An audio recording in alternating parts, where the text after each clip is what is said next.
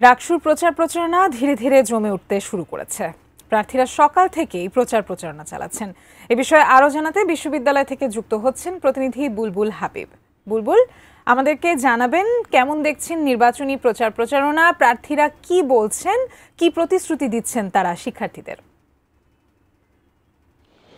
আদ্রিতা, আসলে নির্বাচনের আর 7 দিন পর নির্বাচন অনুষ্ঠিত হবে, সেই হিসেবে আসলে মোট 6 দিন তারা আসলে প্রচার প্রচারণার সুযোগ পাচ্ছেন।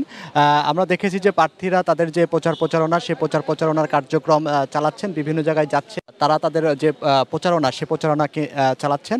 বিশেষ করে এখন আসলে দুপুরের দিক থেকেই প্রচারণাটা বেশি জমে ওঠে এবং দুপুর থেকে বিকেল পর্যন্ত এবং সন্ধ্যার পর থেকে আবার বিভিন্ন হলগুলোতে প্রচার প্রচারণা করেন প্রার্থীরা। আমরা দেখেছি যে এই পুরো ক্যাম্পাস জুড়ে বিশেষ করে চায়ের স্টলগুলোর আড্ডাগুলোতে প্রার্থীরা তাদের গণসংযোগ করছেন। এর বাহিরে আমরা দেখেছি বিভিন্ন যে ক্যাম্পাসের একাডেমিক ভবনগুলোর যখন ক্লাস শুরু হয় তার আগে আসলে যেহেতু ক্লাসে প্রচারণা করার আচরণবিধি লঙ্ঘন, সে কারণে আমরা দেখেছি যে বিশেষ করে ক্লাসে যখন শিক্ষার্থীরা ঢুকছেন সে সময় প্রচার প্রচারণা করেন প্রার্থীরা। তো যেহেতু এখন আসলে শিক্ষার্থীদের উপস্থিতি কম কিছুটা, তবে প্রচারণা চলছে। আমরা এই এলাকায় ইসলামী ছাত্র শিবির মনোনীত যে প্যানেল রয়েছে সম্মিলিত শিক্ষার্থী জোট, তারা প্রচার প্রচারণা চালাচ্ছিলেন।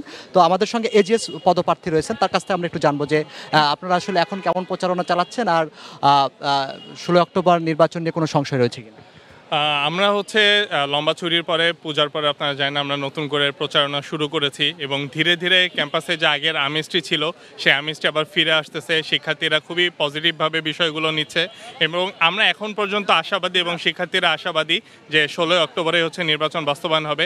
এখন পর্যন্ত আমরা কোনো সংশয় দেখিনি এবং এই পরিবেশটা ধরে রাখার দায়িত্ব নির্বাচন কমিশন এবং বিশ্ববিদ্যালয় প্রশাসনের। ধন্যবাদ আপনাকে।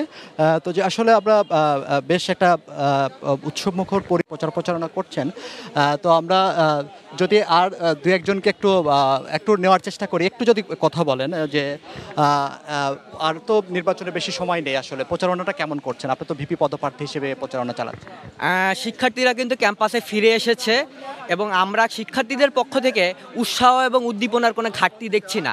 আমরা দেখতে পাচ্ছি যে আগের মতোই একটি উৎসবমুখর পরিবেশ কিন্তু ফিরে এসেছে।